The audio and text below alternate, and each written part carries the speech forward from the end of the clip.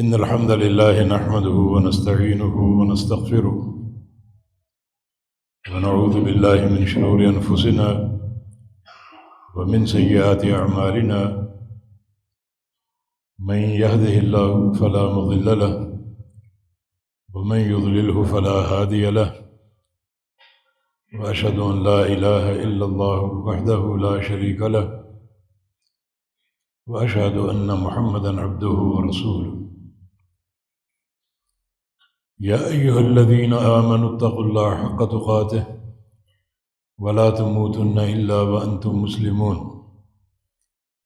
يا أيها الناس اتقوا ربكم الذي خلقكم من نفس واحدة وخلق منها زوجها وبث منهما رجالا كثيرا ونساء واتقوا الله الذي تساءلون به والأرحام إن الله كان عليكم رقيبا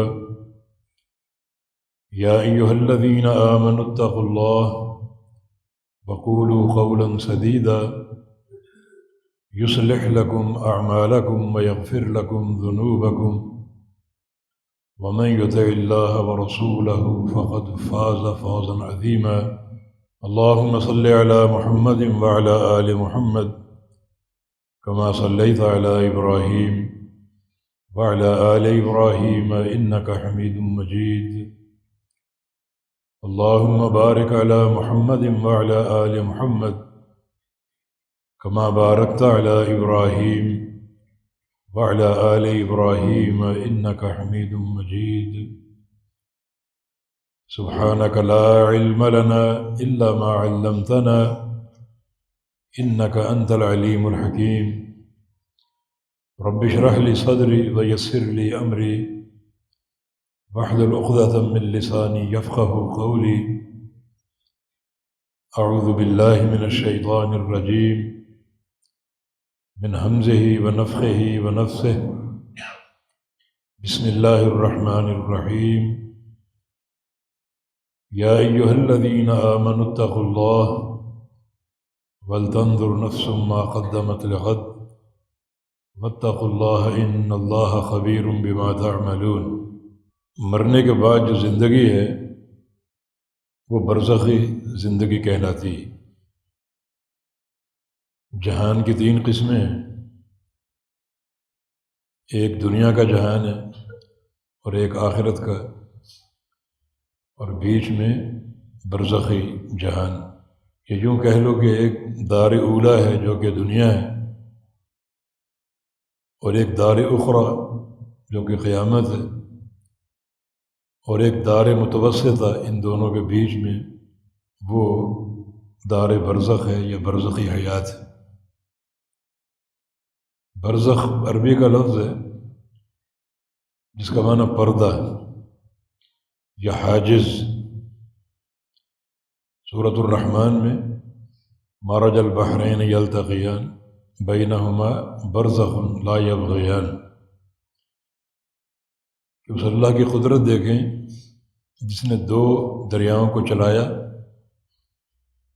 اور کسی مقام پر دونوں ملتے ہیں لیکن ایک دوسرے کا پانی داخل نہیں ہوتا، بیچ میں ایک حاجز ہے، پردہ ہے، بینہما برزخ، دونوں کے بیچ میں ایک پردہ ہے، اس پردے کی بنا پر لا یبغیان، وہ دونوں پانی آپس میں خلط ملط نہیں ہوتے، لا یبغی ھذا علی ھذا ولا ھذا علی ھذا، یہ پانی اس پر غالب نہیں آتا اور یہ پانی اس پر غالب نہیں آتا، بیچ میں پردے کی وجہ سے۔ وہ پردہ کسی کو دکھائی نہیں دیتا، اور یہ دریاؤں کا ملنا کئی مقامات پر، جیسے دریائے نیل مصر کا اور بحر متوسط، دونوں ایک مقام پر اکٹھے ہوتے ہیں۔ دریائے نیل کا پانی میٹھا ہے اور بحر متوسط کا پانی کڑوا ہے، اس کی کڑواہٹ اس کی مٹھاس پر نہیں اور اس کی مٹھاس اس کی کڑواہٹ پر غالب نہیں آتی۔ اس طرح بحر عمان ہے اور بحر احمر، یہ دونوں بھی ایک مقام پر ملتے ہیں لیکن دونوں ایک دوسرے پر غالب نہیں آتے۔ ہم نے یہ مشاہدہ کشمیر میں کیا، مظفر آباد میں، دریا نیلم اور دریا جہلم، یہ دونوں ایک مقام پر ملتے ہیں، بڑا خوبصورت منظر، ایک کا پانی نیلا اور ایک کا سفید، تو نیلا الگ اور سفید الگ ہے، نہ اس کا رنگ اس پر غالب آ رہا ہے نہ اس کا رنگ اس پر غالب آ رہا ہے، بیچ میں پردہ کیا ہے وہ نظر نہیں آتا، وہ اللہ کا راز ہے۔ اس پردے میں ہمارے خالق اور مالک کے کیا راز ہیں کوئی نہیں جانتا۔ دریاؤں کے پانیوں کو جانتے ہیں، یہ پانی دریا نیل کا ہے اور یہ بحر متوسط کا ہے، یہ دریا نیلم ہے اور یہ دریا جہلم ہے، یہ کہاں سے آ رہا ہے یہ کہاں سے، یہ سب جانتے ہیں، پردہ کوئی نہیں جانتا، یہ پردہ اللہ کا راز ہے۔ اس کا معنی یہ ہوا کہ جو چیز برزخ ہوتی ہے وہ اللہ کا راز ہے۔ اب یہ برزخ کا عالم دو جہانوں کے بیچ میں، دار دنیا اور دار آخرت۔ دار دنیا کا ہم کو علم ہے، انسان کی تخلیق ہے، پھر انسان کا بڑا ہونا، بوڑھا ہونا، کھانا پینا سونا جاگنا سب جانتے ہیں۔ دار آخرت بھی جانتے ہیں، حساب و کتاب ہے، پل صراط ہے، حوض کوثر ہے، میزان ہے، جنت اور جہنم کا داخلہ ہے، سب خبریں جانتے ہیں، مگر دار سے برزخ ہم نہیں جانتے۔ برزخی زندگی جو ہے یہ دنیا اور آخرت کی زندگی سے مختلف ہے۔ ایک اختلاف یہ ہے کہ دنیا کی زندگی روح اور بدن دونوں کا ساتھ ہے، یہ بدن اور اندر روح داخل، ان دونوں میں مفارقت نہیں ہوتی، علیحدگی نہیں ہوتی، علیحدگی ہوگی موت کی صورت میں۔ اس طرح آخرت کی زندگی وہ بھی روح اور بدن کے ساتھ، اور وہ ہمیشہ کے لیے، کبھی روح بدن سے نکلے گی نہیں، خالدین فیہا، وہ ہمیشہ کا گھر ہے۔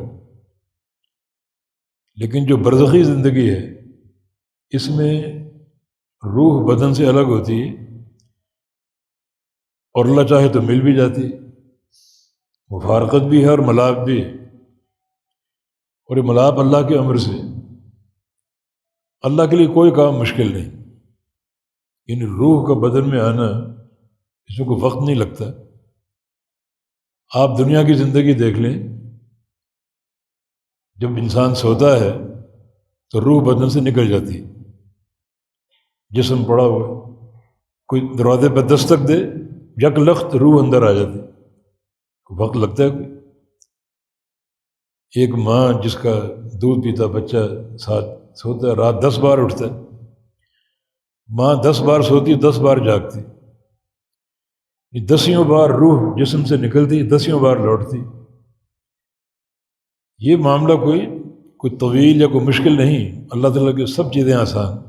انسان جب مرتا ہے برزخی زندگی اختیار کرتا ہے تو وہ روح بدن سے الگ ہوتی جس کو موت کہتے ہیں، اور اللہ جب چاہے روح لوٹا دے، جب چاہے نکال لے، لوٹانے اور نکالنے میں وقت نہیں لگتا، یہ ایک لمحے سے بھی قبل اللہ کی قدرت سے ممکن ہو جاتا ہے۔ تو برزخی زندگی جو ہے اس کے بارے میں جو خبر دی گئی اس پر ایمان لے جاؤ بس۔ کئی لوگ برزخی زندگی عقل سے سوچتے ہیں اور گمراہ ہو جاتے ہیں۔ آج ایک بڑے فرقے کی گمراہی کی بنیاد کیا ہے کہ انہوں نے برزخی زندگی کو اپنی عقل سے سوچا اور گمراہ ہو گئے، بڑے بڑے محدثین کی تکفیر کر ڈالی۔ نہیں، یہاں عقل کی کوئی مجال ہی نہیں، جب یہ برزخ ہے اللہ تعالیٰ کا وہ راز، وہ پردہ جس کی کسی کو اطلاع ہی نہیں۔ یسألونک عن الروح قل الروح من امر ربی وما اوتیت من علم الا قلیلا، پوچھتے ہیں روح کیا ہے، کہو کہ میرے رب کا امر ہے، بس تمہیں اس بارے میں بہت تھوڑا علم دیا گیا، بہت تھوڑا، جتنا علم دیا گیا اس پہ گزارا کرو، آگے اس علم کو کریدنا اور کرید کے گمراہ ہو جانا اس کا کیا فائدہ تمہیں؟ جو خبر آ گئی خلاص اس پر ایمان۔ مثلا ثم اماتہ فاقبرہ، ہر انسان مرتا ہے، ہر بندے کو قبر نصیب ہوتی، کوئی بندہ ایسا نہیں جس کو قبر نصیب نہ ہو۔ ہم کیا سمجھتے ہیں قبر اس گڑھے کا نام ہے جو ہم کھودتے ہیں؟ نہیں، قبر وہ مقام جہاں مرنے کے بعد انسان ہوتا ہے، کوئی سمندر میں ڈوب گیا، کوئی آگ میں جل گیا، کسی کو جانور کھا گیا، کوئی مچھلی کے پیٹ میں، وہی اس کی قبر۔ اور اللہ نے نعمت یا عذاب دینے کا وعدہ کیا، وہ قادر ہے۔ آگ میں جل کر مرنے والا اگر وہ نیک ہے، موحد ہے، تو اللہ اس کو نعمتیں دینے پر قادر۔ اگر مشرک اور بدعتی اور فاسق و فاجر، تو اس کو عذاب دینے پر قادر۔ یہ اس کی قدرت کے معاملے ہیں جس پر زیادہ کریدنے کا منہج اختیار کرنا یہ شریعت کی روح کے خلاف۔ مثلا نیک بندے کی قبر کشادہ ہوتی تو قبریں تو ساتھ ساتھ، پھر ساتھ والے کہاں جاتے؟ اللہ کو شادہ کرنے پر قادر ہے، کیفیت ہم نہیں جانتے۔ یہ وہ پردہ ہے جو اللہ کے علم میں، اللہ کا راز ہے، تو اس پر ہرگز ہمیں کریدنے کا منہج اختیار نہیں کرنا چاہیے۔ قبر میں عذاب ہوتا ہے، اس عذاب سے مردہ چیختا ہے، اور اس کی چیخ کی آواز مشرق و مغرب میں سنائی دیتی، قبر پر بندہ کھڑا اس کو سنائی نہیں دیتی۔ اللہ کی قدرت ہے، آواز ایک ہی ہے، دور کے لوگ سن رہے ہیں، قریب کے نہیں سن پا رہے۔ یہ برزخ کا معاملہ، جانور سن رہے ہیں، ثقلین نہیں سن رہے، نہ جن نہ انسان۔ تو اس پر ایمان لانا عافیت کا راستہ، ایمان لانا عافیت کا راستہ، اور شریعت کی تعلیمات کی روشنی میں اپنی قبر کی تیاری کرنا، یہ ہمارا مطلوب ہے۔ یہ شریعت کی چاہت اور اس کا مطالبہ ہے۔ لمثل ھذا فاعدوا، نبی علیہ السلام قبر کے کنارے بیٹھے ہیں ایک جنازے میں، اور قبر کھودی جا رہی، آپ بہت روئے، حتیٰ کہ جو سامنے مٹی تھی وہ گیلی ہوگی جیسے کیچڑ ہوتا۔ پھر آپ نے قبر کی طرف اشارہ کی، لمثل ھذا فاعدوا، اس گھر کی تیاری کرو، تیاری کے بغیر نہ آنا، اس گھر کی تیاری کر کے آنا۔ برزخی زندگی شروع کب ہوتی ہے؟ انسان کی موت سے، اور ختم کب ہوتی ہے؟ جب سور پھونکا جائے گا، دوسرا سور۔ پہلا سور جو ہے وہ سور صاعقہ ہے، جس میں زندہ لوگ بے ہوش ہو جائیں۔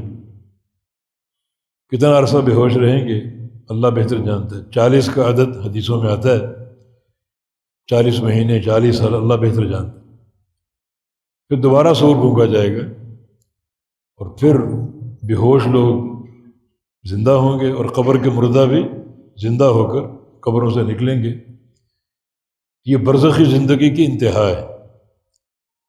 انسان کی موت سے برزخ شروع ہوتا ہے، اور دوسرا سور پھونکنے پر برزخ ختم ہوتا ہے۔ یہ بیچ کی ساری زندگی برزخی زندگی۔ مرنے والا، اس کا دنیا سے تعلق کٹ جاتا ہے۔ اللہ تعالیٰ چاہے تو کوئی تعلق بنا بھی سکتا ہے، بعض احادیث میں اس کے شواہد موجود ہیں۔ مثلا شہید کا ذکر ہے، شہید ہوتا ہے، جان نکل گئی، اس کو دفن کیا گیا، وہ سمجھتا ہے کہ میرے گھر والے سمجھتے ہیں میں مر چکا ہوں۔ حدیث میں آتا ہے کہ شہداء کی روحیں جو ہیں پرندوں کی شکل میں قنادیل میں جنت میں گھوم رہی ہیں، چر پھر رہی ہیں، اور وہ روحیں کہتی ہیں من یبلغ عنا اہلنا انا احیاء نرزق، ہمارے گھر والوں کو کون بتائے گا کہ ہم زندہ ہیں، مرے نہیں ہیں؟ وہ تو سمجھتے ہم نے دفن کر دیا، ہم مردہ ہیں، کون بتائے گا ہم زندہ ہیں؟ نرزق، بڑا رزق دیے جا رہے ہیں، مانا مرنے والوں کو، گھر والوں کو یاد آتی ہے، تبھی وہ اس خواہش کا اظہار کر رہے ہیں کہ ہمارے گھر والوں کو خبر دی جائے ہم مرے نہیں ہیں، ہم زندہ ہیں۔ اللہ نے فرمایا کہ میں خبر دیتا ہوں تمہارے اہل کو۔ اس پر یہ آیت اتری، لا تقولوا لمن يقتل فی سبیل اللہ اموات، جو اللہ کی راہ میں شہید ہوتے ہیں ان کو مردہ نہ کہو، اللہ نے خبر دی بل احیاء، وہ زندہ ہیں، ولکن لا تشعرون بھی، اور عند ربہم یرزقون بھی، وہ زندہ ہیں، تمہیں اس کا شعور نہیں ان کی زندگی کا، اور اپنے رب کے پاس روزی دیے جا رہے ہیں۔ تو مرنے والے جو ہیں ان کو اپنے اہل کی یاد آتی۔ جامع ترمذی ابو داؤد کی ایک حدیث ہے، جو نیک لوگ ہوتے ہیں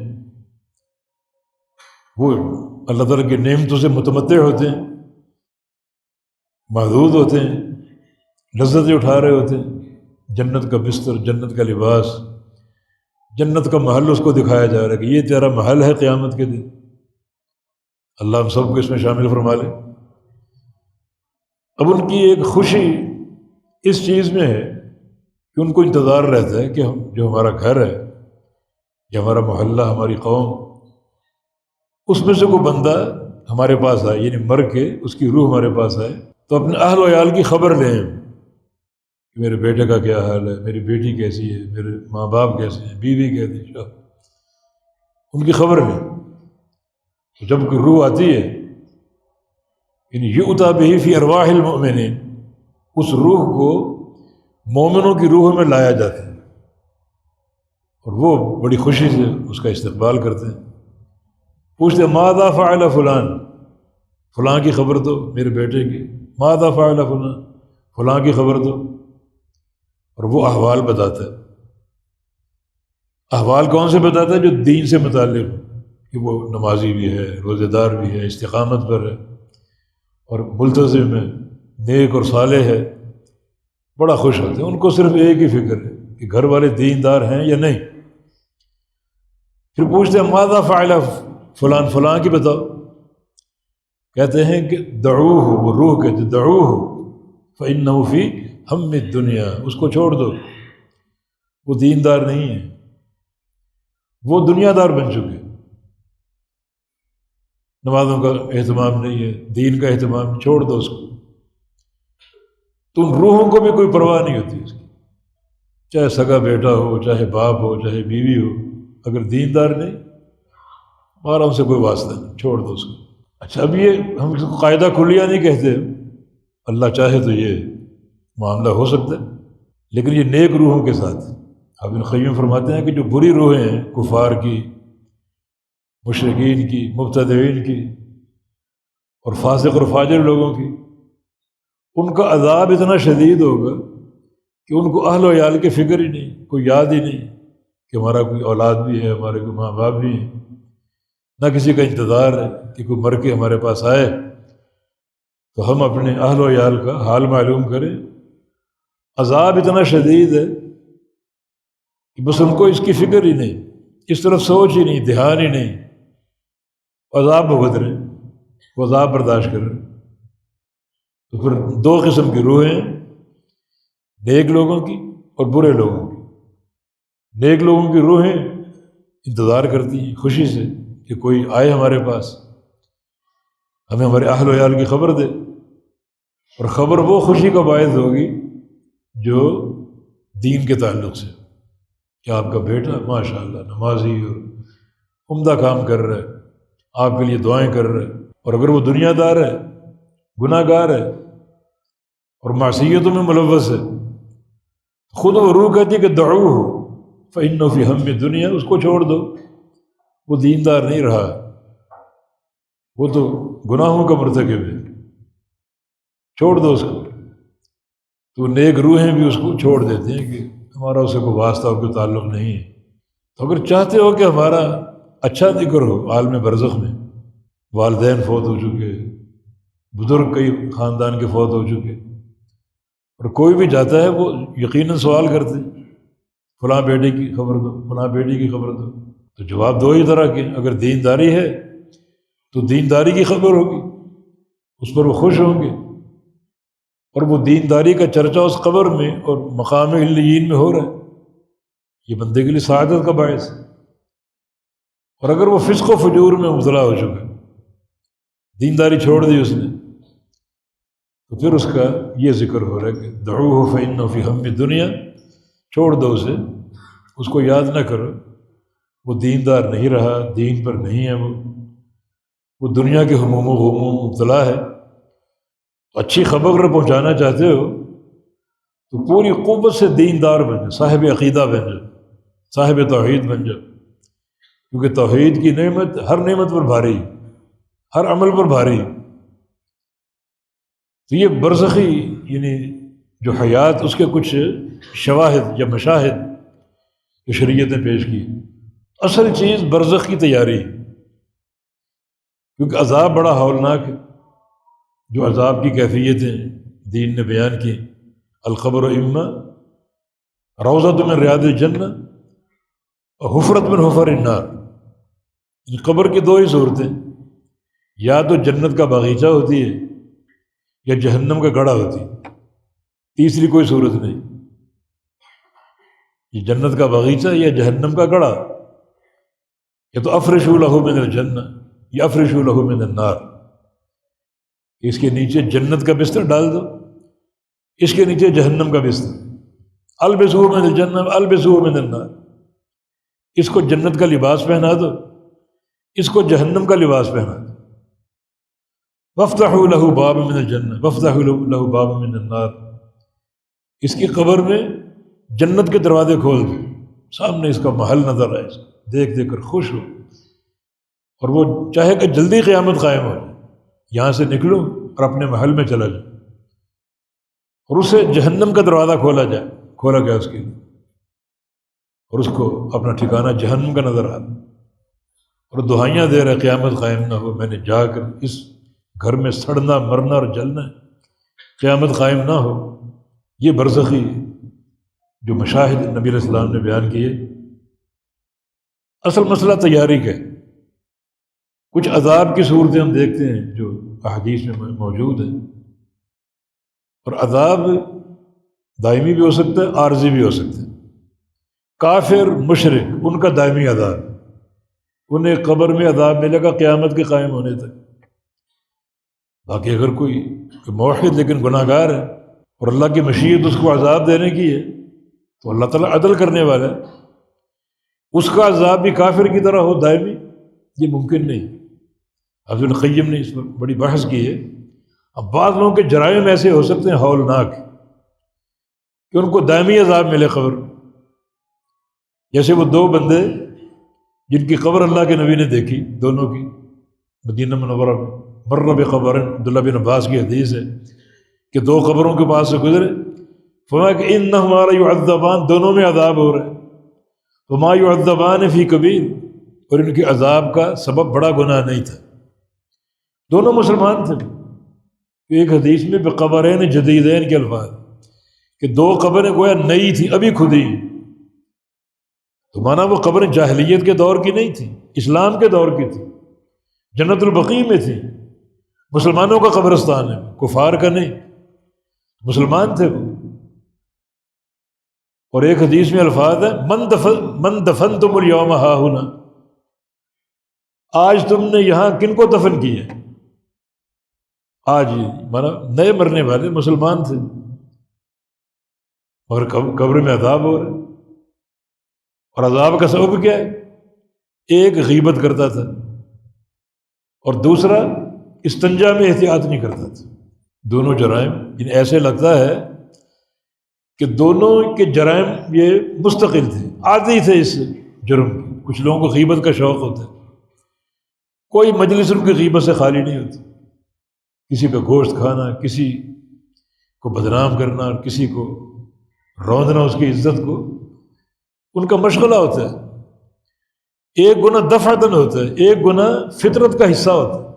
دفعتاً گناہ قابل معافی، اور جو گناہ فطرت میں شامل ہو جائے وہ قابل معافی نہیں۔ نبی علیہ السلام کہتے ہیں یہ سے تین بندے لا یکلمہم اللہ یوم القیامہ، اللہ ان سے قیامت کے دن کلام نہیں کرے گا، ولا یزکیہم، ان کو پاک نہیں کرے گا، ولہم عذاب علیم، ان کو دردناک عذاب میں ڈال دے گا۔ تین بندے، نہ بات کرے گا، نہ پاک کرے گا، اور نہ عذاب سے نکالے گا، دردناک عذاب میں ڈال دے گا جب تک وہ چاہے۔ تین بندے کون ہیں؟ ایک ہے الفقیر المحتال، متکبر فقیر، یعنی بھیک بھی مانگ رہا، تکبر بھی کرتا ہے۔ حالانکہ فقیر کا کام کیا ہے کہ وہ عاجز ہو، تم تو لوگوں کے سامنے بچ جایا کرو، بھیک مانگتے ہو۔ یہ جو اس کا ایک مشغلہ ہے زندگی کا، بھیک مانگنا، تکبر اس سے موافقت نہیں کر رہا۔ تمہارا تکبر جو ہے اس کی فطرت کا حصہ ہے، گناہ اس کا فطرت میں شامل ہے۔ اور الملک الکذاب، جھوٹا بادشاہ، بادشاہ سلامت، آپ کو جھوٹ بولنے کی کیا ضرورت؟ فوج آپ کے پاس، سپاہ آپ کے پاس، خزانے آپ کے پاس، کیا مجبوری جھوٹ بولتے؟ یعنی جو اس کا منصب ہے بادشاہت کا، جھوٹ بولنا اس منصب کے لائق نہیں ہے۔ تو مانا وہ گناہ جو ہے جھوٹ بولنے کو، اس کی فطرت میں شامل ہو جائے۔ فطرت میں جو گناہ فطرت بن جائے، بندے کی عادت بن جائے، وہ ناقابل معافی ہوتا ہے۔ اب یہ بندہ غیبت کر رہا ہے، کئی بندے آپ جانتے ہوں، غیبت ان کا شوق بن چکے، مشغلہ حیات بن چکے، کوئی مجلس ان کی غیبت سے خالی نہیں آتی، کوئی مجلس۔ تو عذاب ان کو ہو رہا ہے۔ نبی علیہ السلام جو حدیث معراج ہے اس میں برزخی بہت سے مشاہد آپ نے بیان کی۔ ایک قوم کے پاس سے گزرا، وہ اپنے ہونٹ اور زبانیں کاٹ رہے ہیں، بڑی تیز کینچیاں ان کے ہاتھ میں، ہونٹوں کو کاٹتے ہیں، زبانوں کو کاٹتے ہیں۔ جب کٹ گیا تو ہونٹ دوبارہ بن گئے، زبان دوبارہ بن گئی، پھر کاٹنا شروع کر دیا۔ یہ لوگ کون ہیں؟ یہ غیبت کرنے والے چغل خور لوگ، یہ ان کو برزخی عذاب ہے۔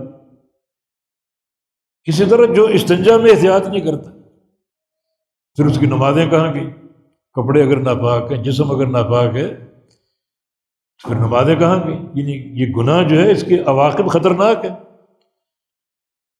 فرمایا کہ آپ نے 2 تر شاخیں منگوائی اور قبر میں گاڑ دی، اور ساتھ کیا فرمایا؟ لعلہ یخفف عنہما ما لم ییبسا، جب تک یہ شاخیں خشک نہ ہو جائیں اس وقت تک ہو سکتا ہے ان کے عذاب میں تخفیف ہو جائے۔ مانا عذاب دائمی ہے۔ کب تک تخفیف ہے؟ جب تک یہ شاخیں خشک نہ ہو جائیں، جب تک یہ تر و تازہ ہیں، تر ہیں، عذاب میں تخفیف ہوگی۔ جب خشک ہو گئیں تو پھر عذاب دوبارہ آ جائے گا۔ تو یہ عذاب کی تخفیف کب تک ہے؟ شاخوں کے خشک ہونے تک، پھر عذاب شروع ہو جائے گا۔ پھر کیا ثابت ہوگا اس سے؟ ایسے گناہوں سے بڑی گریز کرنی چاہیے۔ استنزہ البول فإن اکثر عذاب القبر منہ، استنجے میں احتیاط کیا کرو، قبر کا زیادہ عذاب استنجے میں بد احتیاطی کی بنا پر ہوتا ہے۔ استنجا ہے، پھر آپ نے وضو کرنا، نماز پڑھنی، کپڑے اگر پلید ہیں آپ کے تو آپ کی نماز قابل قبول ہوگی؟ تو شریعت نے یہ برزخی کچھ مشاہد ہمارے سامنے رکھے، جو سامرہ میں جندب کی طویل حدیث ہے، یہ کئی لوگ قبر میں اپنے جرائم کی بنا پر پکڑے جائیں گے۔ کئی مشاہد بیان کی۔ ایک بندہ سیدھا لیٹا ہوا ہے قبر میں، آپ خواب دیکھ رہے ہیں، فرشتہ آپ کے ساتھ ہے اور منظر دکھا رہے، یہ دیکھو، یہ دیکھو، یہ دیکھو، یہ دیکھو، سیدھا لیٹا ہوا، اور اس کے سر پہ فرشتہ ایک سوار ہے، اور اس کے ہاتھ میں ایک کنڈا ہے، بڑا خطرناک لوہے کا نوکدار کنڈا، وہ اس کے منہ میں ڈالتا ہے اور منہ کو چیرتے ہوئے گردن تک لے جاتا ہے، پھر اس کی ناک میں گھونپتا ہے اور چیرتا ہوا گردن تک، پھر اس کی آنکھ میں ڈالتا ہے اور چیرتا ہوا گردن تک، پھر بائیں طرف آ جاتا ہے، اسی طرح ناک میں اور منہ میں اور آنکھ میں چیرتا ہوا گردن، پورے منہ کو ادھیڑ کے رکھ دیتا، منہ دائیں اور بائیں سے گردن تک ادھڑا ہوا ہے۔ جب فارغ ہوا تو منہ دوبارہ جڑ گیا، پھر وہ دائیں طرف آ گیا، پھر چیرنا شروع کر دی. آپ دیکھ رہے ہیں. اور ساتھ فرشتے نے کیا کہا؟ ھذا یفعل بہ الی یوم القیامہ، یہ سلوک اس بندے کے ساتھ قیامت تک ہوگا، یہ سلوک قیامت تک ہوگا. فرمایا کہ سبحان اللہ، ما ذنبہ، اس کا گناہ کیا ہے؟ گناہ یہ ہے کہ کان یغدو من البیت یکذب الکذب تبلغ الآفاق، صبح گھر سے نکلتا. صبح لوگ کیوں نکلتے ہیں؟ ڈیوٹی پر جانے کے لیے، یہ گویا ڈیوٹی ہے اس کی، اور جھوٹ بولنا شروع ہوتا. کبھی یہاں بیٹھا ہے، کبھی وہاں بیٹھا ہے، کبھی کسی تاجر کے پاس، کبھی کسی بزنس مین کے پاس، کبھی کسی چودھری کے پاس، جھوٹ بول رہے. ہم نے یہ کر دیا اور میں نے وہ کر دیا. آج کے دور میں اس حدیث کا مصداق تنظیموں والے لوگ اپنی تنظیم کا نام اونچا دکھانے کے لیے تاکہ چندہ زیادہ ملے، جھوٹ پہ جھوٹ بولتے. ایسے ایسے جھوٹ کے انسان سن کے پریشان ہو جاتا ہے، یہ کیا بندہ ہے. اور کوشش کیا تبلغ الآفاق، کہ میرا جھوٹ دنیا کے کونے کونے تک پہنچ جائے. یہی ہوتا ہے نا، یہ تنظیموں والے لوگ کیا چاہتے ہیں؟ یہ خبر پھیل جائے. میڈیا آج کل موجود ہے ساری نحوستوں کے ساتھ، پل بھر میں خبر مشرق مغرب اور شمال و جنوب تک پہنچ جاتی ہے. یہ اس کا گناہ ہے. اس کردار کے حامل بہت سے لوگ ہیں، جگہ جگہ جا کر جھوٹ بولتے ہیں، جگہ جگہ جا کر جھوٹ بولتے ہیں. حتیٰ کہ یہاں تک جھوٹ بولتے ہیں کہ جو ٹریڈ سینٹر امریکہ کا واقعہ ہوا، ہمارے 6 نوجوانوں کا کردار ہے. یہ ٹریڈ سینٹر 6 ہمارے نوجوانوں نے یہ سارا کارنامہ انجام دیا. یعنی پاؤں میں نہیں باندھے جھوٹ بولنے کے لیے. تو تبلغ الآفاق، یہ خبر پھیل جائے دنیا میں، ہمارا نام روشن ہو، دنیا کی توجہ ہماری طرف ہو اور خوب چندہ ملے. یہ کردار اتنا ہولناک اور خطرناک، جو بندہ اس انجام کو پڑھ لے کہ قبر میں جسم تو جلے گئی، ساتھ اضافی عذاب ہے، یہ چہرے کو ادھیڑا جائے گا قیامت تک. تو بندہ یہ کردار ادا کرے گا، یہ مکاریاں اور جھوٹ بولے گا. جس کو اس وعید کا علم ہو، اس زبردست اس عذاب کا علم ہو. ایک اور بندہ الٹا لیٹا ہو، فرشتے کے ہاتھ میں چٹان نما پتھر اس کے سر پہ مار رہے، اور سر کچلا جاتا ہے، اور پتھر جیسے ایک بچہ بال نیچے پھینکتا ہے اور اچھل کر اس کے ہاتھ میں آتی ہے، پتھر بال کی طرح اس کے ہاتھ میں آ جاتا ہے، سر دوبارہ جڑ جاتا ہے، اور پتھر پھر مارتا ہے، پھر وہ پاش پاش ہو جاتا ہے. اور یہ یفعل بہ الی یوم القیامہ، یہ سلوک اس کے ساتھ قیامت تک ہوتا رہے گا. سبحان اللہ. ما ذنب، اس کا گناہ کیا ہے؟ اس کا گناہ 2 گناہ ذکر کی، رفض القرآن وکان ینام عن الصراط المکتوب. اللہ نے اس کو قرآن و حدیث کا علم دیا، خوب اس نے یاد کیا اور بھول گیا، توجہ ہٹ گئی دین سے، دنیا کی طرف مائل ہو گیا. اور بعض اوقات علم کا بھولنا فسق و فجور کے ساتھ ہوتا ہے، بد عملی کے ساتھ ہوتا ہے. حضرت علی رضی اللہ عنہ کا قول ہے کہ حطف العلم بالعمل. میرے عزیز بچوں، طلبہ، اس پر توجہ دو. جب انسان کو علم حاصل کرتا ہے تو وہ علم انسان کے عمل کو پکارتا ہے. اس طالب علم سے کہتا ہے کہ میں تیرے اندر آ چکا ہوں، اب عمل کر لے. حطف العلم بالعمل، علم جب عمل کو پکارتا ہے، پکارتا رہتا ہے جب تک بندہ عمل نہ کرے. ان اجابہ حل، اگر بندہ اس کی پکار قبول کر لیتا ہے، عمل کر لیتا ہے، تو پھر وہ علم جو ہے اس کے اندر ٹھکانہ مستقل بنا لیتا ہے، پھر وہ علم کو بھولتا نہیں. محدثین بھی ان کے اقوال موجود ہیں. کوئی حدیث ہمارے سامنے آتی، جب تک عمل نہ کرتے وہ غیر محفوظ ہوتی، عمل کر لیتے اب یہ محفوظ ہوگی. تو اگر اس طالب علم نے علم کی پکار کا جواب دے دیا، عمل کر لیا، تو کیا ہوگا؟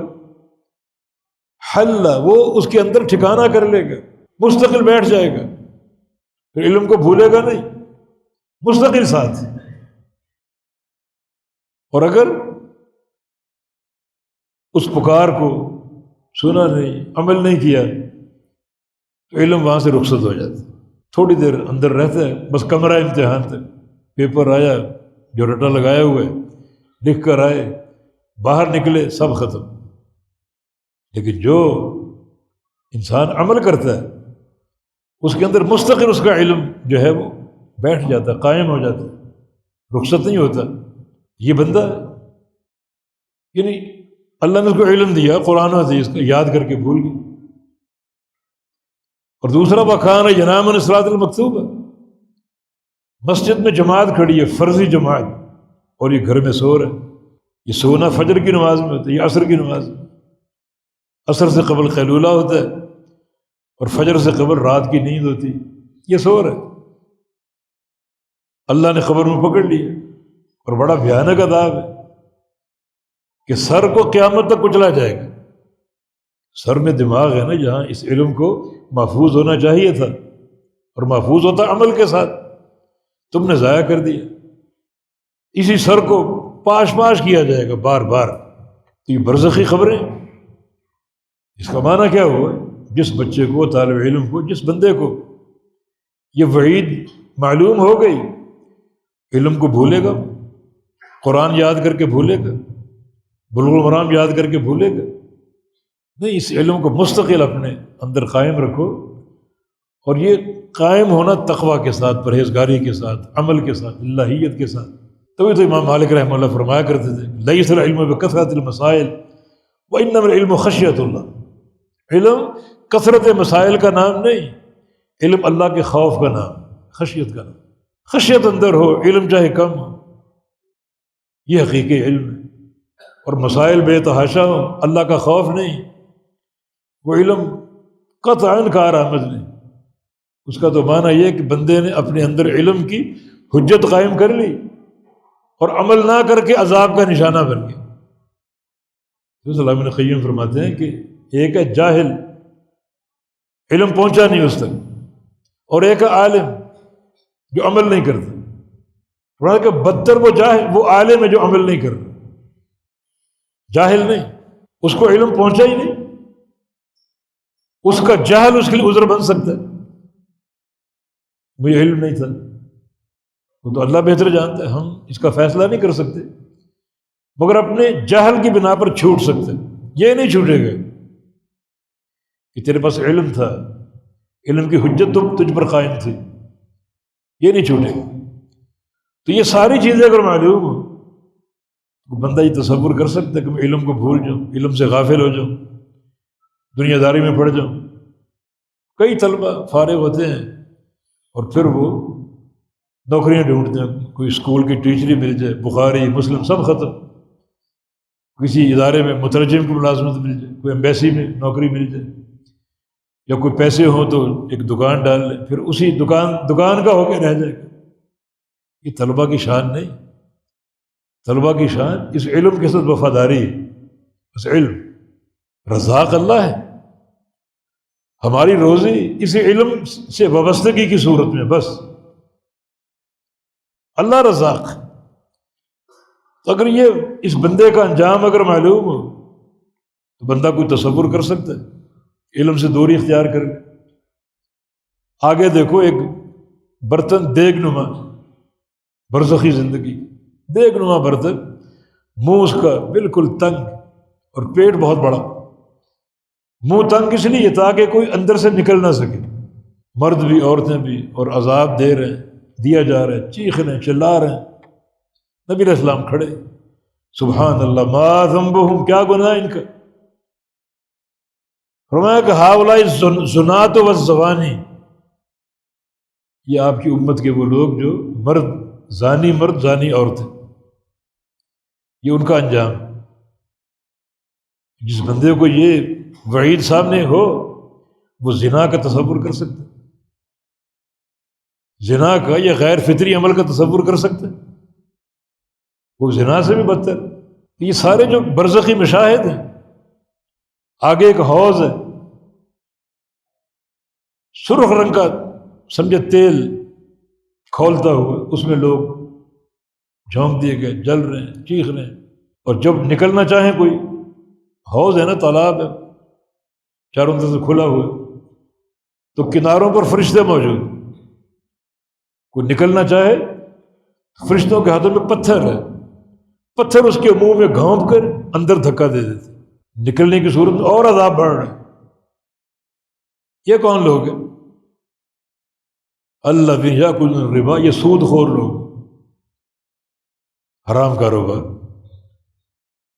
حدیث معراج میں بھی نبی علیہ السلام ایک جماعت کے پاس سے گزرے، ان کے سامنے بڑا اچھا گوشت اور ایک طرف بدبودار گوشت چھڑا ہوا، انتہائی تعفن پھوٹ رہے، اچھے گوشت کو چھوڑ کر وہ بدبودار گوشت کھا رہے ہیں۔ یہ کون لوگ ہیں؟ یہ حرام خور ہیں۔ شریعت نے 20 کاروبار ان کو دیے، یہ کام کر لو، یہ کام، یہ حلال، یہ حلال، یہ حلال، وہ کام چھوڑ کر اس نے حرام ہی کرنا تھا۔ حلال و حرام کی تمیز نے مٹا دی۔ دیکھیں اب اس عذاب میں پکڑ لیا گیا۔ تو ان مشاہد کا معنی یہ ہے کہ ان کاموں سے بچیں۔ یہ کام برزخی زندگی میں مواخذے اور پکڑ کا باعث ہو سکتا ہے۔ نبی علیہ السلام 2 بھائیوں کا قصہ بیان کیا، دونوں مر کے جب اللہ کے پاس پہنچے، اللہ نے دونوں کو جمع کر لی، دونوں کو جمع کر لی۔ ایک سے کہا کہ تو بڑا نیک اور صالح تھا، تو یہ بڑا بدکار، فاسق اور فاجر تھا، تو نے اس کے بارے میں کہا تھا کہ اللہ تجھے معاف نہیں کرے گا، کبھی معاف، قسم کھا کر کہ واللہ لا یغفر اللہ لک، اللہ کی قسم تجھے اللہ معاف نہیں کرے گا، یہ کہا تھا؟ جی میں نے کہا تھا۔ اللہ تعالیٰ کیا فرمائے گا یا کیا فرمایا؟ اللہ تعالیٰ فرمایا قد غفرتہ، میں نے اس کو معاف کر دی، وادخلتک النار، اور تجھے تیری ساری نیکیوں کے باوجود جہنم میں ڈال دی۔ اس نے جو کہا قسم کھا کر اللہ تجھے معاف نہیں کرے گا، تو معاف نہ کرنا تو کافر کے لیے ایک طرح کی تکفیر کر دی۔ یہ تکفیری ذہن دنیا میں آج کل چھائے ہوئے، فلاں کافر، فلاں کافر، فلاں کافر، حتیٰ کہ حکام کو، علماء تک کو کافر کہتے ہیں۔ اگر یہ وعید موجود ہو، وہ بندہ ایسا تھا اس نے کوئی نیکی کبھی نہیں چھوڑی، حدیث کے الفاظ، ہر نیکی کرتا، ہر نیکی۔ جس گناہ پر اس نے کہا کہ اللہ تجھے کبھی معاف نہیں کرے گا، وہ نماز پڑھ رہا تھا، اور یہ فاسق اور فاجر بھائی باہر سے آیا، شرارت سوجی، انتظار کر رہا سجدے میں جائے، سجدے میں گیا تو گردن پہ پاؤں رکھ کے کھڑا ہو گیا، پورا وزن ڈال دیا۔ اب کتنی اس کو اذیت ہوگی، کتنی تکلیف اس کو ہوئی ہوگی، صبر کیا اس نے، جب تک اس نے کھیلا اور آخر اس نے جان چھوڑی، وہ سجدے سے اٹھا، نماز پوری کی، سلام پھیرا اور کہا کہ واللہ لا یغفر اللہ لک، اللہ کی قسم تجھے اللہ کبھی معاف نہیں کرے۔ اللہ نے 2 موقعوں پر یہ خبر دی، ایک نبی کو وحی کر کے بتایا، من الذی یتعلی علیہ، مجھ پر یہ قسمیں کھانے والا کون ہے کہ میں اس کو معاف نہیں کروں گا، اس کو بلا کر کہہ دو اسے میں نے معاف کر دیا اور تجھے میں نے جہنم میں ڈال دیا۔ اور یہ حدیث بھی جب دونوں مر گئے، اللہ نے دونوں کو جمع کیا، یہ خبر ہم تک پہنچائی، یہ برزخی خبر ہم تک پہنچائی، دونوں کو جمع کر لی۔ تو نے یہ قسم کھائی تھی میں اس کو معاف نہیں کروں گا؟ ہاں کھائی تھی، میں نے اس کو معاف کر دیا، تجھے میں نے جہنم میں ڈال دیا۔ مانا زبان کی حفاظت۔ ہماری زبانیں جو توپ کی طرح چلتی، فلاں مشرک، فلاں کافر، فلاں منافق۔ کسی کی ذات کو مطلوب نہ کرو، عمل کی بات کر سکتے، عمل کی بات کر سکتے ہو۔ فلاں بندہ نماز نہیں پڑھتا، ترک نماز کفر ہے، وہ کافر ہے یا نہیں وہ اللہ جانتا۔ یہ نہ کہ تو کافر، یہ کہہ سکتے ہو کہ تم جو نماز نہیں پڑھتے ہو، نبی علیہ السلام کا فرمان ہے کہ نماز نہ پڑھنا کفر ہے، تجھے کافر نہیں کہہ رہے، لیکن عمل کفر ہے۔ تنقید عمل پر کرو، جو شریعت نے احکام دیے، عقائد دیے، ان پر تنقید کرو۔ کسی بندے کو دیکھ لو قبر پر سجدہ کر رہا ہے، قبر کا طواف کر رہا ہے، کہو کہ یہ شرک ہے، یہ نہ کہو کہ تو مشرک ہے، یہ نہ کہو، ذات پر حکم نہ رکھو۔ ذات پر حکم وہ مسئلہ ہے جو صرف اللہ کے لیے، یہ مخلوق کو نہیں دیا گیا۔ فلاں کافر، فلاں مشرک، فلاں منافق، یہ حکم اللہ لگائے گا۔ اللہ نے جس پر لگا دی ہم بھی لگائیں گے۔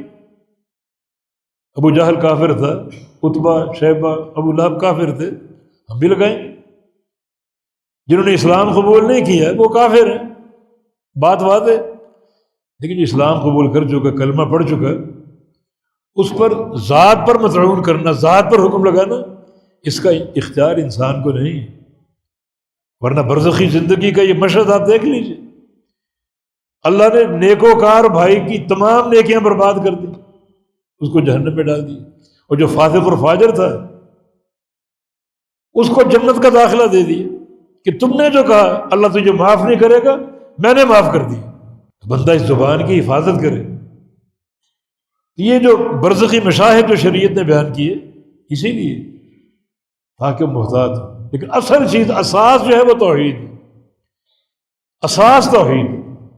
بندے کے شرک آ جائے، بندے کو بدعت آ جائے، شرک بھی توحید کے منافی ہے، بدعت بھی توحید کے منافی ہے، یہاں تو کوئی بخشش کا امکان ہی نہیں۔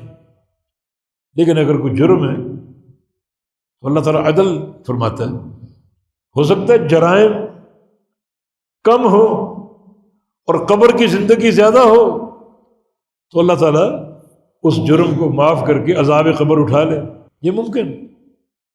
ابن قیم فرماتے ہیں کہ جو قبر کا عذاب ہے بعض اوقات یہ کفارہ بنتا ہے جہنم کے عذاب سے۔ جو گناہوں کی بخشش کے مختلف اسباب ہیں ان میں سے ایک سبب عذاب قبر بھی ہے۔ قبر کا زغطہ، قبر دبا لیتی اور پھر چھوڑتی ہے، تو یہ جو قبر کے زغطے کی، دبانے کی تکلیف ہے، اللہ اس تکلیف کو بندے کے گناہوں کا کفارہ بنا دیتا ہے۔ یا اس کے جرائم اگر زیادہ ہیں کچھ وقت اللہ اس کو عذاب دیتا ہے، پھر اس کے لیے بخشش۔ اس بخشش کا اور عذاب کی تخفیف کا ایک قرینہ یہ بھی ہے کہ مرنے والے کے لیے دعائیں کی جاتی۔ بندے کی نیکیوں کی دو قسمیں، ایک وہ نیکی جو خود اپنے ساتھ لے کر گیا، نمازی تھا، روزے دار تھا، حج، عمرے، جہاد، فرائض اور نوافل۔ دوسری وہ نیکی جو لوگوں نے بعد میں اس کے لیے کی، مالی صدقات دی، اس کے نام کا حج کر دیا، عمرہ کر دیا، بخش کی دعا کر دی۔ جامع ترمذی کی حدیث، ایک بندہ نبی علیہ السلام کے پاس آیا، مسند احمد میں بھی ہے، کہ میرے دونوں ماں باپ فوت ہو چکی، حل بقی علی من بر والدی شیء، میں چاہتا ہوں کہ والدین چلے گئے، ان کی خدمت اب بھی کرتا رہوں، تو ان کی خدمت کا کوئی راستہ ہے میرے پاس؟ کیا کروں ان کے لیے ان کی خدمت کرتا رہوں؟ دنیا کی زندگی میں خدمت کرتا تھا، اب وہ چلے گئے، میں چاہتا ہوں کہ خدمت کا سلسلہ ٹوٹے نہ، کٹے نہ، خدمت کرتا رہوں۔ فرمایا کہ ہاں، الصلاۃ علیہم، ان کا جنازہ، یہ جنازہ بھی برزخی، یعنی مرتے برزخ قائم ہو جاتا ہے۔ جنازے کا فائدہ ہوتا ہے، نبی علیہ السلام کی حدیث ہے، جس بندے کی جنازے کی نماز میں 40 لوگ شریک ہوں، موحد، 40 موحد لوگ شریک ہوں، اللہ اس کو معاف کر دیتا ہے اور اس کو عذاب قبر سے بچا لیتا ہے۔ مانا ایسے اعمال موجود ہیں جس سے قبر والے کے عذاب میں تخفیف بھی ہو سکتی ہے، عذاب ختم بھی ہو سکتا ہے۔ تو کچھ نیکیاں وہ خود کر کے جاتا ہے، اپنے ساتھ لے کے جاتا ہے، وہ بھی عذاب قبر سے حفاظت دیتی ہے۔ جیسے حدیث ہم نے شروع میں بیان کی تھی، نماز ہے، قیام اللیل ہے، مساجد کی طرف چل کے جانا نماز کے لیے، اور پھر روزہ ہے اور زکوٰۃ ہے، یعنی عذاب یلغار کرتا ہے بندے میں داخل ہونے کے لیے، اور یہ اعمال اس کا دفاع کرتے ہیں، اوپر سے، نیچے سے، دائیں اور بائیں سے، یہ اعمال دفاع کرتے ہیں۔ اور یہ بھی حدیث ہے کہ عذاب ایک بندے پر قبر پہ حملہ کرتا ہے اور پسپا ہو کر واپس آتا ہے کہ اس بندے میں ہم داخل ہو ہی نہیں سکتے۔ یہ بندہ رات کو سونے سے قبل سورہ ملک پڑھا کرتا تھا، تبارک الذی بیدہ الملک۔ سورہ ملک، اس کو سورہ مانعہ کہتے ہیں، سورہ منجیہ۔ یہ سورت عذاب قبر سے بچاتی ہے، عذاب قبر سے نجات دینے والی۔ ایسے اعمال موجود، یا پھر ایسے اعمال جو بعد میں اس بندے کے لیے کیے گئے، مالی صدقات ہیں، اس کے نام کی کوئی مسجد بنا دی، کوئی کنواں کھدوا دیا، پانی والی نیکی، لوگوں کو پانی مہیا کرنا، عظیم الشان نیکی۔ اس پر بھی نصوص موجود ہے کہ کسی بندے کے نام کا پانی آپ جاری کر دیں. اور نبی علیہ السلام کی ایک حدیث ہے کہ تسعۃ یؤتون اجورا وهم فی قبور، 9 بندے قبر میں پہنچ جاتے ہیں، اجر و ثواب ان کو ملتا رہتا ہے، پہنچتا رہتا ہے. 9 قسم کے، مثلا تارک علما، اپنے پیچھے علم چھوڑ گیا، جب تک علم چل رہا ہے ثواب پہنچ رہا ہے. ولد صالح، نیک بچہ چھوڑ گیا، دعا کر رہا ہے، جب تک اس کی دعائیں جاری ہیں بلکہ کوئی بھی نیکی اس کو اجر پہنچ رہا ہے. ورث مصحفا، پیچھے قرآن چھوڑ گیا. قرآن چھوڑنے کے 2 معنی ہیں کہ قرآن خریدے، مساجد میں رکھوا دیے، لوگ پڑھ رہے ہیں، جب تک پڑھیں گے اجر ملتا رہے گا. یا پھر ایک قرآن ایسا جو خود اس میں سے تلاوت کرتا تھا، ہمیشہ اس کی جیب میں رہتا، اس کے گھر میں رہتا، جب بھی ہوتا موقع ملتا اسی قرآن کو کھول کے پڑھتا. اب وہ قرآن وہ دنیا سے چلا گیا، وہ قرآن کسی اور کو مل گیا، وہ پڑھے گا، جب تک پڑھے گا یہ صدقہ جاری ہے. وہ حفر بئرا، کنواں کھدوا دیا، اجرا نہر، نہر جاری کر دی، نہر جاری. آج کل کئی اسکیمیں پائپ لائنوں کی، چشمہ دور ہے، پائپ لائن چاہیے پانی گھروں تک پہنچانے کے لیے، مسجد تک پہنچانے کے لیے، کئی اسکیمیں ایسی، اور الحمدللہ وہ ہم بنوا رہے ہیں. تو اس طرح یہ وہ اعمال ہیں جن کا اجر ملتا رہتا ہے، ان کا اجر پہنچتا رہتا ہے.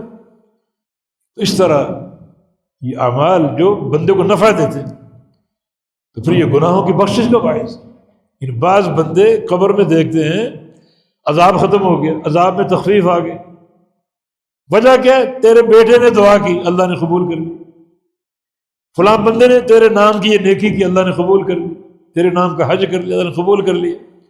حج کے بارے میں نبی علیہ السلام کا فرمان ہے کہ حج جب کر کے بندہ لوٹتا ہے تو یوں لوٹتا ہے جیسے اس کی ماں نے ابھی اس کو جنم دیا، بالکل گناہوں سے پاک صاف. تو کسی کے نام کا حج کرو گے اللہ اس کو گناہوں سے پاک صاف کر دے گا. یہ اعمال قبر میں کام آنے والے ہیں. چند ہم نے گناہ ذکر کیے جو قبر میں عذاب کا باعث ہے، اور یہ اعمال پھر یہ نیکیاں یہ قبر میں کام آنے والی، عذاب میں تخفیف کا باعث ہے. ورنہ یہ مسئلہ کیوں ہوتا ہے؟ قبر والی دعا کیوں ہوتی؟ تو شخص سے اللہ کے نبی نے فرمایا 5 کام ہیں جن سے تمہارا تعلق اپنے ماں باپ سے قائم رہے گا. الصلاۃ علیہم، ان کا جنازہ پڑھو. جنازہ پڑھنا ایسا ہی نہیں ہے، جنازہ پڑھو دل سے. یہ کیا جنازہ 1 منٹ میں ختم ہو گیا؟ نہ کوئی صف بندی، نہ نماز کے تقاضے، بس ختم اور جنازہ شروع اور وہ گیا. نہیں، الصلاۃ علیہم، جنازہ اس کا حق ادا کرو. نبی علیہ السلام کی طویل دعائیں جنازے کی نماز میں آپ مانگا کرتے. صحابہ کہتے ہم نے جنازے میں وہ دعائیں سن کر یاد کی، یعنی جہری جنازہ آپ پڑھتے تھے. سنن نسائی میں امام نسائی نے باب قائم کیا جنازے کے جہری ہونے کا. پھر لمبی دعائیں، حق ادا کرو، پھر صف بندی کما حق ہو، بالکل جیسے سیسا پلائی دیوار ہوتی. یہ آخری ملاقات تمہاری اس میت سے، باپ کا جنازہ ہے، ماں کا جنازہ ہے، بھائی کا جنازہ ہے، دوست کا، یہ تمہارا آخری اس سے ایک تعلق اور ملاقات. پھر رخصت کر دو گے، قبر میں دفن کر دو گے. تو کوشش کرو یہ آخری ملاقات ہے عین سنت کے مطابق کہ اللہ تمہاری سفارش قبول کر لے. یعنی 40 لوگوں کی سفارش اگر ہو موحدین کی، اللہ قبول کر لیتا، اس کو عذاب قبر سے بچاتا ہے، اس کے گناہ معاف کرتا ہے. ایک کسی نے 2 صفوں کا ذکر ہے، 2 صفیں اگر کسی کے جنازے میں بن جائیں تو اللہ تعالیٰ اس کو معاف کر دیتے، وہ سفارش قبول کر لیتے. یہ وہ اعمال ہیں جو بندے کی تخفیف کا باعث ہو سکتے ہیں. پھر آپ نے تیسری بات کیا ذکر کی کہ تمہارے والدین کا کوئی نیک مشن ہو، اگر وہ ادھورا رہے کہ اس کو پورا کرو. جو ان کا نیک مشن پورا نہیں کر سکے تم پورا کر دو. اس مشن کی تکمیل جو ہے ان کے لیے بہت بڑی نیکی بن جائے گی، ایک صدقہ جاریہ بن جائے گا، تمہاری ایک وفاداری ہوگی. اور چوتھی چیز صلۃ الرحم التي لا توصل الا بهما. والدین اگر فوت ہوئے ہیں تو جو رشتہ داریاں ان کے ساتھ جڑی ہوئی ہیں اگر ٹوٹی ہیں تو تم جوڑ دو. باپ کی طرف سے رشتہ داری دجال کہلاتی، ماں کی طرف سے ننھیال کہلاتی. ددیال میں کوئی رشتہ ٹوٹا ہو، ننھیال میں ٹوٹا ہو، تم کوئی پرواہ کیے بغیر چلے جاؤ، معافی تلافی، معاف کر دو، رشتہ جوڑتے ہیں، قائم کرتے ہیں، اس کا اجر ملے گا. رشتہ جو ہے نا یہ بڑی اہم شے ہے، اس کو جوڑ لو گے تو اس کے ماں باپ کی، اسے ماں باپ کی تربیت قرار دیا جائے اور یہ بہت بڑی نیکی شمار ہوگی. ورنہ رشتہ عرش معلّہ کے ساتھ، عرش الہی کے ساتھ لٹکا، معلق لٹکا، اور بس ایک دعا اس کی زبان پر، ایک دعا اور ایک بد دعا، صل من وصلنی واقطع عن من قطعنی. جس نے مجھے جوڑا اسے تو بھی جوڑ لے، جس نے مجھے توڑا اسے تو بھی توڑ کے پھینک. صلہ رحمی کر لو. اور پانچویں چیز جو ہے اکرام الصدیق ہے. میں یہ دیکھو اپنی زندگی میں وہ کن دوستوں سے مل کر خوش ہوتے تھے، ان دوستوں کا تم اکرام کرو. کہ ہمارے ماں باپ کے دوست ہیں، یہ والد کے دوست ہیں، یہ والدہ کی سہیلی ہیں، ان کا تم اکرام کرو، ان کو تحائف بھیجو، ان کی عزت کرو. یہ چیز بھی ان کے لیے قبر میں ٹھنڈک کا باعث بنے. ایسے امور ہیں اللہ کے نبی نے کیوں بیان کیے؟ مانا ان کا فائدہ قبر میں میت کو ہوتا ہے. ان سب کا تقاضا ایک ہے، سر فہرست، اور وہ یہ ہے کہ اللہ کے بندوں کے ساتھ بنا کے رکھو. مرنے کے بعد آپ کے کام ہے، بگاڑ کر نہ رکھو. بگاڑ کے رکھو گے، مخالفتیں ہوں گی، دشمنیاں ہوں گی، تو پھر وہ تمہارے لیے دعائیں نہیں کریں گے. وہ کہیں گے وہ خس کم جہاں پاک. لیکن دوستی ہو، محبت ہو، پیار ہو، ظاہر ہے کہ پیار کی بنیاد دین ہو، عقیدہ ہو، تو پھر وہ دعائیں کریں گے تمہارے لیے. اور موحدین کی دعا بڑی، اس کی قیمت بھی ہے، بڑی قوت بھی ہے. یہ معاملہ ہے یعنی برزخ میں اور قبر میں راحت اور آسانی حاصل کرنے کا. کچھ مشاہد شریعت نے یہاں بھی بیان کی، وہ کام اپنائے. جسے مسند احمد میں نبی علیہ السلام مدینے میں کھڑے ہیں، کچھ صحابہ ساتھ تھے. ایک سوار آ رہا بڑی تیزی سے چلتا ہوا، اونٹنی پر سوار دوڑ رہا خوب، یوزع ناقتہ، اونٹنی دوڑا رہا ہے اس کی آخری رفتار سے. اتنی رفتار سے یہ بندہ آ رہا ہے، لگتا ہے اس کا ہدف کو بہت بڑا ہے، کوئی بڑے ہدف کے لیے دوڑ رہے ہیں، اور لگتا ہے کہ بڑا ہدف یہ ہے کہ ہمارے پاس آ رہے ہیں، تم سے ملنے آ رہے ہیں دین کے لیے. ہدف دین ہی ہو سکتا. قریب آیا، قصہ طویل ہے، سلام کیا، حال احوال کا تبادلہ ہوا. آپ کہاں سے آ رہے؟ کہتے اقبلت من اہلی و مالی و عشیرتی. اپنا گھر بار چھوڑ کے آ رہا ہوں، اپنا کاروبار چھوڑ کر آ رہا ہوں، بلکہ پورا کنبہ قبیلہ سب چھوڑ کے آ رہا ہوں. کہاں جانا چاہتے ہو؟ ارید محمد صلی اللہ علیہ وسلم. اس شخصیت سے ملنا چاہتا ہوں جس کا نام محمد صلی اللہ علیہ وسلم. میں محمد صلی اللہ علیہ وسلم. بڑا خوش ہوا اور سوال کیا کیا؟ اخبرنی بعمل اذا عملته دخلت الجنہ. اس عمل کی نشاندہی فرما دیں جس عمل کے کرنے سے مجھے جنت مل جائے. یہ اس کا سوال تھا. آپ نے اس کا جواب دیا. ارکان خمسہ، توحید کی گواہی، میری رسالت کی گواہی، نماز ہے، روزہ، زکوٰۃ اور حج. سن لیا اس نے. واپس مڑنے کے لیے اپنی لگام اس نے موڑی تاکہ اپنی قوم کو جا کر دعوت دوں. چاہتا تو یہ تھا کہ میں ساتھ گزاروں کچھ وقت، لیکن قوم کو کون دعوت دے گا؟ جا کے قوم کو بتاؤں کہ اللہ کے نبی سے، سچے نبی سے مل کے آ رہا ہوں اور یہ دین لے کر آ رہا ہوں. مگر اونٹنے کا پاؤں کسی بل میں داخل ہوا اور توازن بگڑ گیا اور وہ گردن کے بل گرا اور شہید ہو گیا. اور اللہ نے خبر دی اس کے بارے میں. میں اس کو اٹھا کر میرے پاس لاؤ. صحابہ اٹھا کر لائے. آپ نے فرد محبت سے چہرہ قریب کیا، پھر فوراً پیچھے ہٹ گئے. اور صحابہ سے پوچھا جانتے ہو پیچھے کیوں ہٹا؟ انی رأیت ملکین. میں جب قریب ہوا دو فرشتوں کو دیکھا. یدوسان فی فیہ من ثمار الجنہ. اس کے منہ میں جنت کے میوے ڈال رہے تھے، جنت کے پھل ڈال رہے تھے. فعرفت انہ کان جائع. اس سے مجھے اندازہ ہوا کہ یہ بھوکا تھا. گھر سے نکلا ایک ہی طلب، ایک ہی تڑپ کہ جلدی مدینہ آئے، نبی علیہ السلام سے ملوں اور جنت کا پروگرام معلوم کروں، نہ کھانے کی ہوش نہ پینے کی۔ تو اللہ تعالیٰ نے اس بھوک اور پیاس کے جذبے کی قدر کی۔ ابھی دم نکلا ہی ہے کہ جنت کے میوے پہنچ گئے، فرشتے لے کر حاضر ہو گئے۔ یہ برزخ کی خبر ہے۔ ہم اپنے اندر یہ جذبہ پیدا کریں۔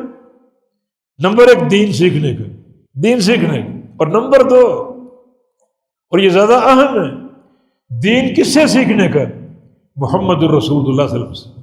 جب تک آپ موجود ہیں آپ کی ذات سے سیکھنا، جب دنیا سے چلے گئے تو آپ کی حدیثوں سے سیکھنا، نہ کسی کا قول، نہ کسی کا فتویٰ، نہ کسی کے ملفوظات، کچھ نہیں، ذات رسول اور فرمان رسول، نبی کی ذات اور نبی کی بات، یہ اس کا جذبہ تھا۔ ڈائریکٹ اللہ کے نبی کے پاس جاؤں اور یہ سوال کروں، جواب لوں، تو دین سیکھنے کا جذبہ، اس کے لیے گھر سے نکلنا، اس کو اہمیت دینا، حتیٰ کہ کھانے پینے کی ہوش نہیں، تو اللہ کتنا قدر رہا ہے، جنت کے میوے پہنچ گئے۔ اس انداز سے ہم بھی چلیں۔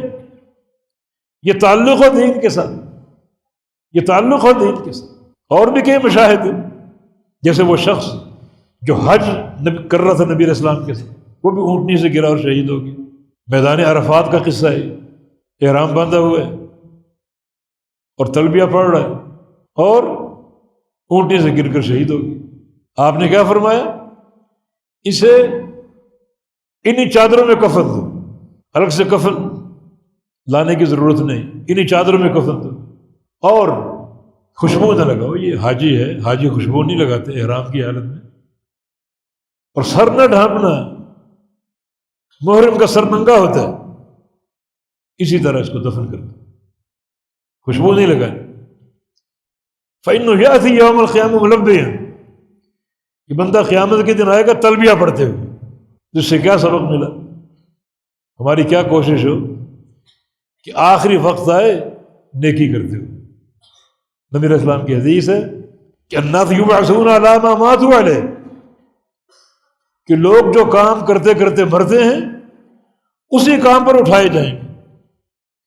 اب یہ قیامت تک احرام میں رہے گا، حج کا ثواب ملتا رہے گا، اور قیامت قائم ہوگی تو یہ تلبیہ پڑھتے بیٹھے گا۔ مانا نیکی سے محبت، یہ جذبہ کار فرما ہو، ہمیشہ نیکیاں کرے۔ اگر وقت اخیر آ جائے، اچانک آئے گا تو نیکی کرتے کرتے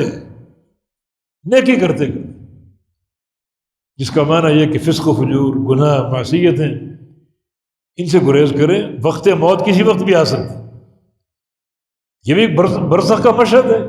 صحیح بخاری میں جناب جابر کے والد عبداللہ کا تذکرہ موجود ہے، لیکن جو حدیث بتا رہا ہوں وہ بخاری میں نہیں، جنگ احد میں شہید ہوئے تھے، ان کی شہادت کا ذکر صحیح بخاری کی حدیث میں ہے۔ اگلی بات صحیح بخاری میں نہیں، مسند احمد وغیرہ دیگر کتب میں۔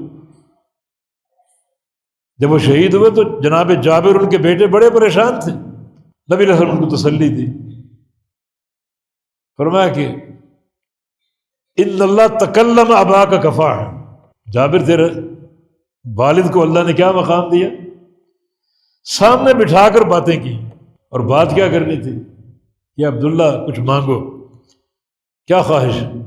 تو جنت اور جنت کی نعمتیں، اللہ کی رضا، ہر چیز تو موجود ہے، کوئی خواہش ذہن میں نہیں آ رہی، لیکن ایک خواہش ذہن میں آ ہی گئی کہ اللہ ایک دفعہ موقع اور دے دے، دنیا میں بھیج دے، پھر ایک بار جہاد کروں اور شہید ہو کر تیرے پاس آؤں، جیسے جنگ احد میں شہید ہو کر آیا، ایک موقع اور دے دے۔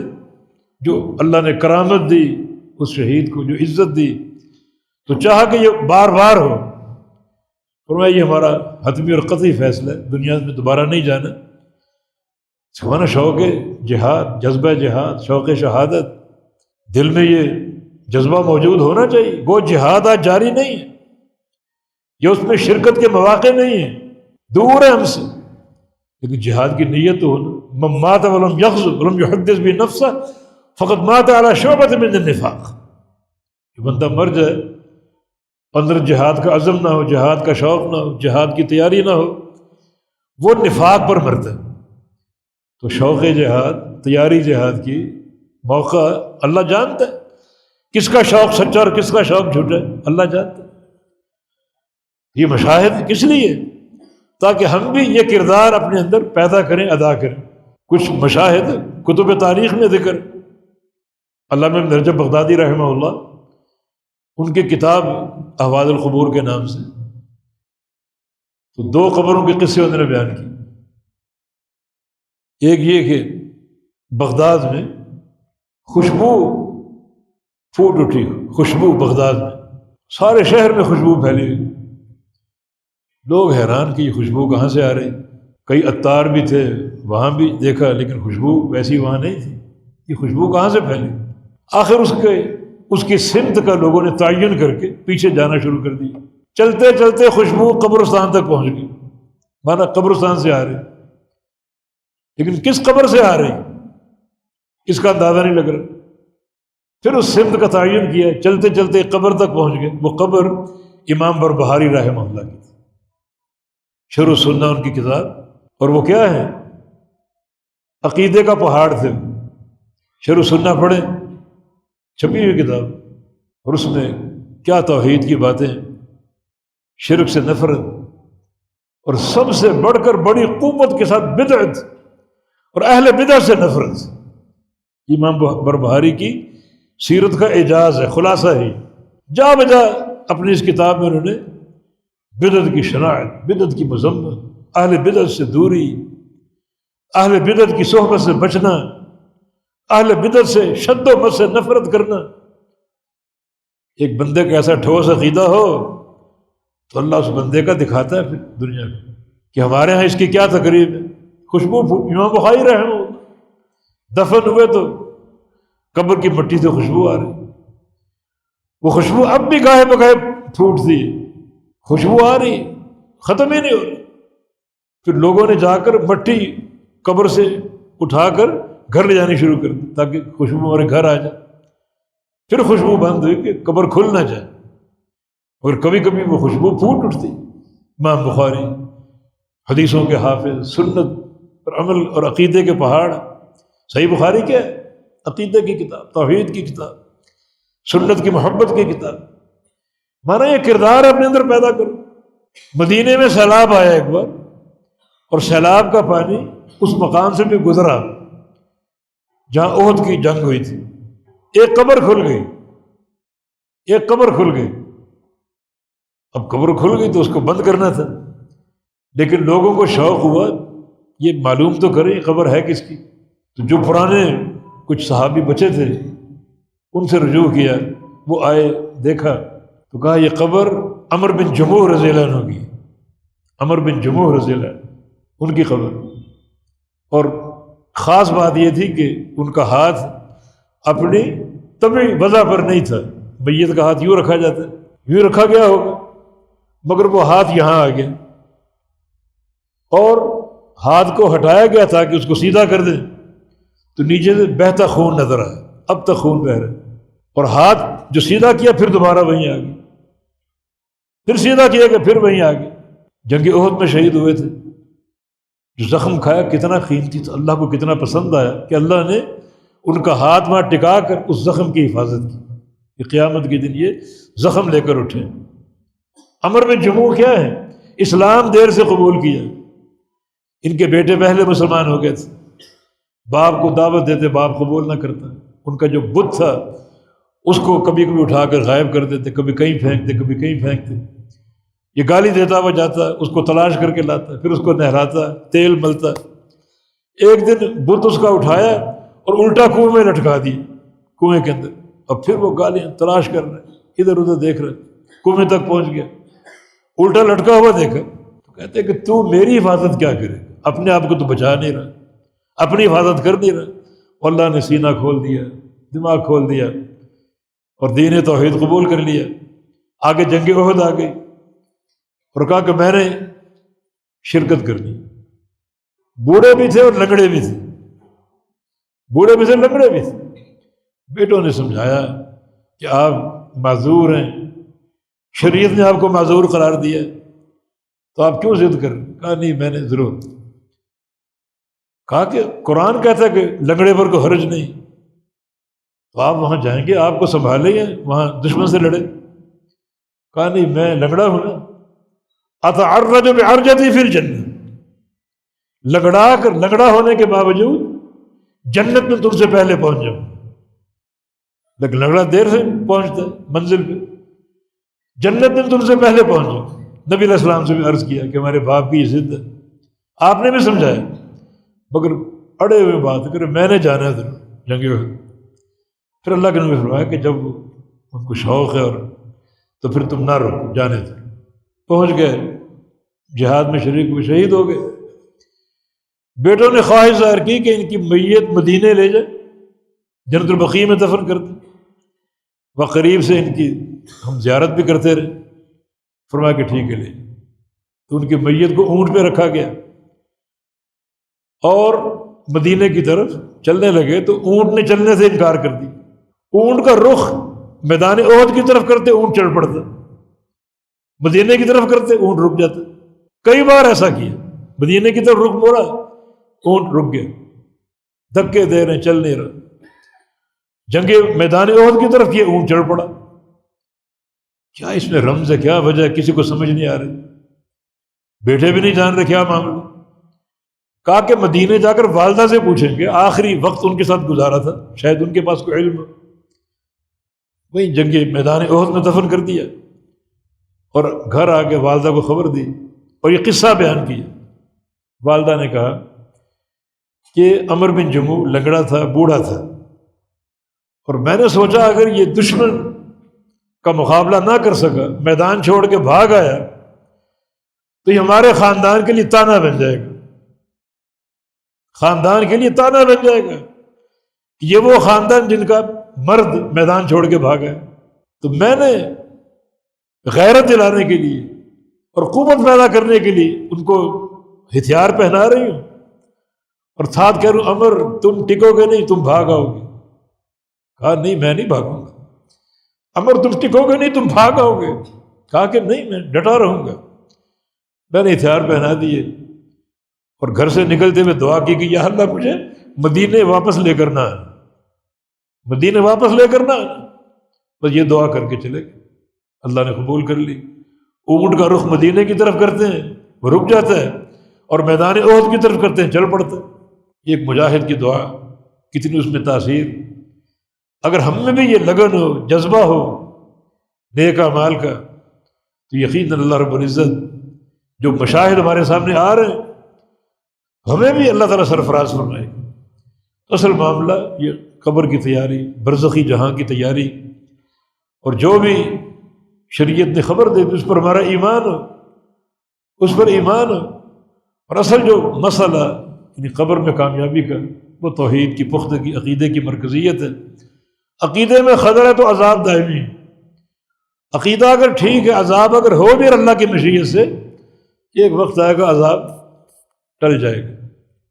بندے کی اپنی نیکیاں، لوگوں کے دعائیں، لوگوں کا استغفار اور لوگوں کی نیکیاں کوئی صدقے جاریہ کی صورت میں یقیناً تخفیف ہو سکتی ہے۔ عذاب قبر بڑا شدید ہے۔ 99 سانپ اور بچھو چھوڑے جائیں گے اس کو ڈسنے کے لیے، ایک قطرہ ان کے زہر کا زمین پہ ٹپکا دیں، زمین زہریلی ہو جائے، موجود فصل ساری کڑوی ہو جائے، قیامت تک زمین فصل اگانے کے قابل نہ رہے، اس انسان کا کیا حال ہوگا جس پر 99 یہ سانپ چھوڑ دیے جائیں۔ اللہ تعالیٰ ہم سب کو عافیت دے، ہم سب کو عذاب قبر سے بچائے، وہ اعمال عطا فرما دے جو عذاب قبر سے نجات دینے والے ہیں۔ بڑا یہ طویل اور کٹھن مرحلہ ہے، اللہ پاک سب کی حفاظت کرے۔ بارک اللہ فیکم، اقول قولی ھذا واستغفر اللہ لی ولکم، وآخر دعوانا ان الحمد للہ رب العالمین۔